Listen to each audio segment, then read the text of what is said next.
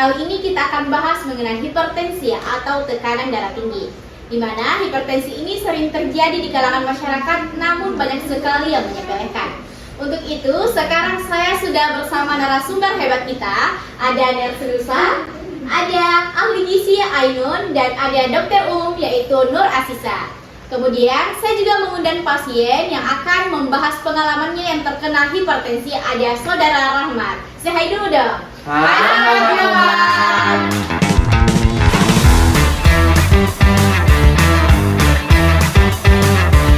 Bagaimana keadaannya semua? Sehat? Sehat. Alhamdulillah. Jadi kita mulai aja nih ngobrol sehatnya. Aku mau mulai dari dokter umum dulu deh. Dok, sebenarnya apa sih itu hipertensi dan kenapa bisa terjadi?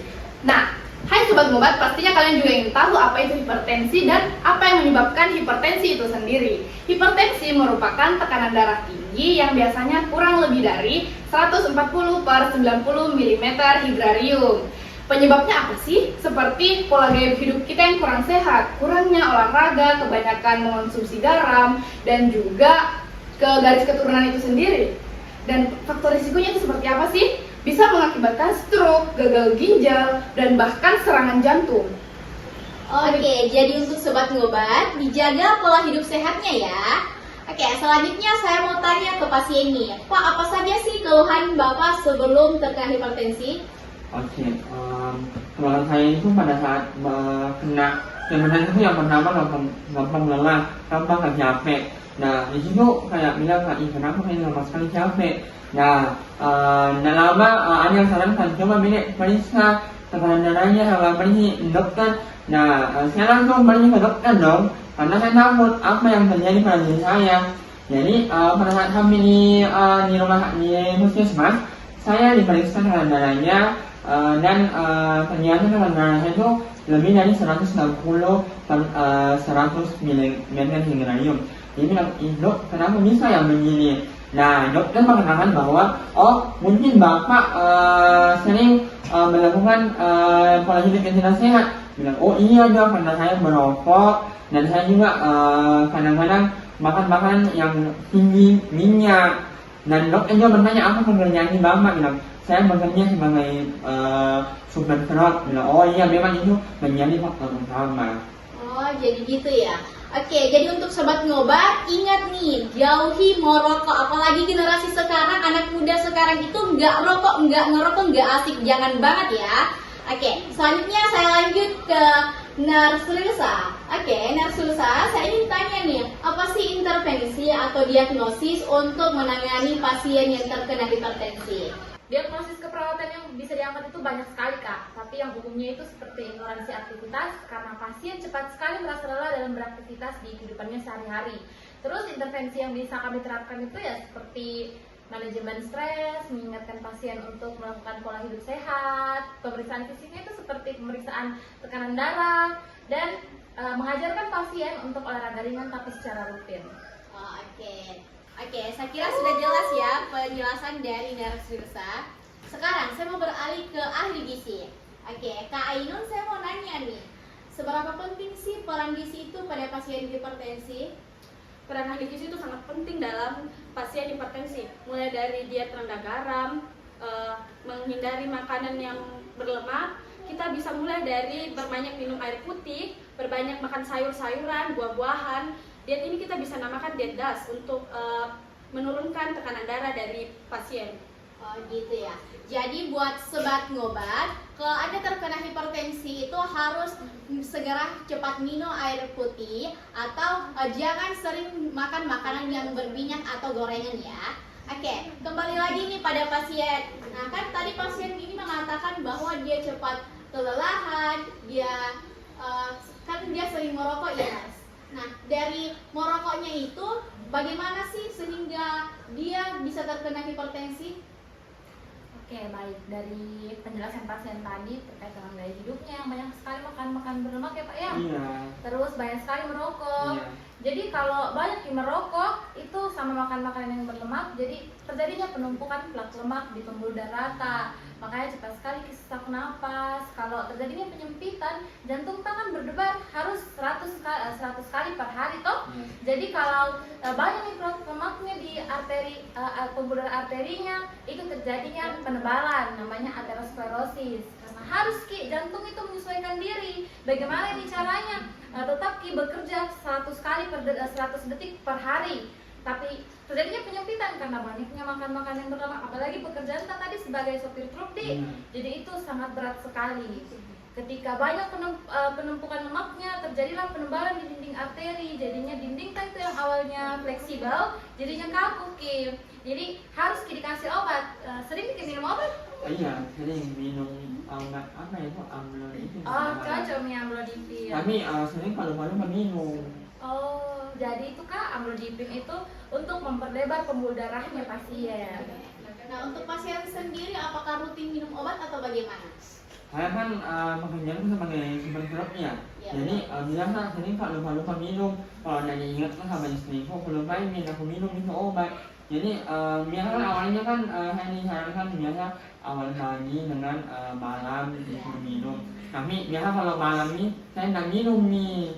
Jadi kayak lupain nih, makanya biasa kalau saya naik mobil biasa langsung pusing, susah ataupun langsung kayak berkurang-kurang pendengaranku. Oke, dari segi pekerjaan Bapak itu sendiri kan Anda seorang supir ya. Apakah gejala-gejala yang Anda alami ini sangat mengganggu aktivitas sehari-hari atau bagaimana? Nah, kalau itu sangat mengganggu sekali ya, karena kan saya bawa mobil, jadi pandangan saya itu harus ke depan. Jadi kalau datang di pusingnya itu, apalagi kalau penglihatanku berkurang-kurang nih, jadi nggak fokus kalau bawa mobil harus berhenti lalu beristirahat untuk tidur dulu. Gitu ya.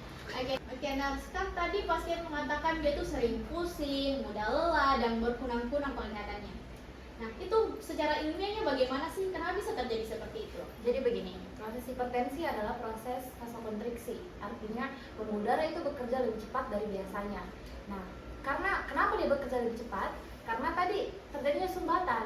Jadi tubuh itu harus melakukan penyesuaiannya. Bagaimana ini caranya biar darah tetap sampai di organ-organ vital yang membutuhkan suplai darah yang cukup. Jadi itu penyesuaian awalnya bagus Kak, tapi makin ke sini makin merusak. Satu yang dirusak itu arteri koroner karena terjadinya penebalan tuh. Jadi awalnya itu cepat, tapi makin lama capek jantungnya. Jadi terjadilah penurunan perfusi darah. Jadi dari awalnya cepat itu merosot sekali jadi menurun. Nah, penurunan perfusi darah ini Pak, yang awalnya itu merusak beberapa organ. Yang paling sering dirusak itu jantung dan mata. Jadi kalau kurang darah tak mengalir ke mata, jadi kurang juga oksigen yang dibawa. Makanya cepat kunang-kunang, penglihatan tak kabur. Terus tadi dibilang pusing sekali karena tekanan darah itu yang vasokonstriksi kita itu juga menyebabkan tekanan intrakranial, tekanan di kepala Pak. Makanya sering itu sakit kepala, tapi tidak selalu sakit kepala Pak. Tapi ini yang saya dibilang komplikasi, gitu Kak. Oke, kalau dari pasiennya sendiri itu apakah punya makanan kesukaan atau apa sih biasa yang dikonsumsi setiap hari? Oh iya, kalau saya itu pagi-pagi biasa kalau bangun sudah dimakan kopi sama istriku. Jadi saya minum kopi. Setelah itu kalau memang bekalku itu biasa saya bilang saya lebih suka ikan asin. Karena saya memang suka yang asin-asin memang orangnya. Nah, setelah itu memang kalau biasa kalau ada teman yang ayah tuh, ayahnya punya makan contoh, mau makan contoh karena enak memang tuh, apalagi kalau jelas saya tidak paham ya, apalagi kalau jantung atau daging itu deh enak sekali lemaknya, itu enak sekali. Oh ya, itu kalau pergi buat barang atau sementara di jalan singgah makan contoh ya Pak? Iya, apalagi ke tempatnya 10 ke makan. Oke, kan Pak Rahmat ini suka makan coto, ikan asin, sering minum kopi. Dari ahli gizinya itu bagaimana nih Bu? Apakah ini adalah faktor utama dia terkena hipertensi atau ini aman saja dikonsumsi atau bagaimana?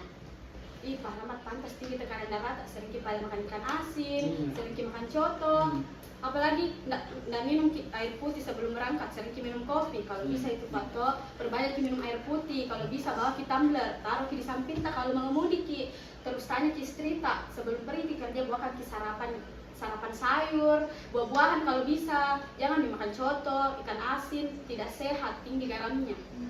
Iya, apalagi kalau orang kampung yang diminum, jadi sih makan begituan loh.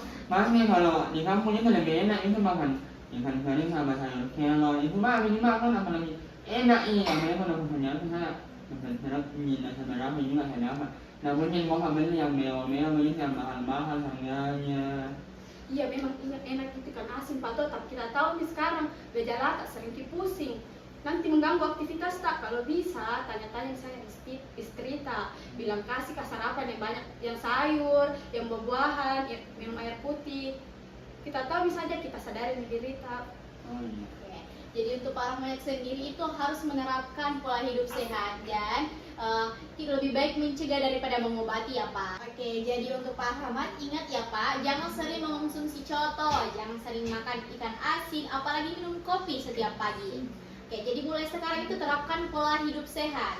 Tanya istri tak, pagi-paginya itu kita harus menyiapkan sarapan yang sayuran misalnya atau buah-buahan. Kan kalau di kampung-kampung itu kita sering menjumpai sayuran hijau ya. Itu lebih efektif untuk dikonsumsi daripada kita jajan di luar misalnya. Jadi lebih baik mencegah daripada mengobati, betul sekali. Jadi ingat ya Sobat Ngobat, jaga pola hidup sehatnya, hindari merokok, apalagi mengonsumsi makanan yang sangat berminyak. Ingat, lebih baik mencegah daripada mengobati. Oke, mungkin sampai di sini pertemuan kita. Terima kasih atas waktu dan kesempatannya. Sobat Ngobat, sampai jumpa di Ngobrol Sehat.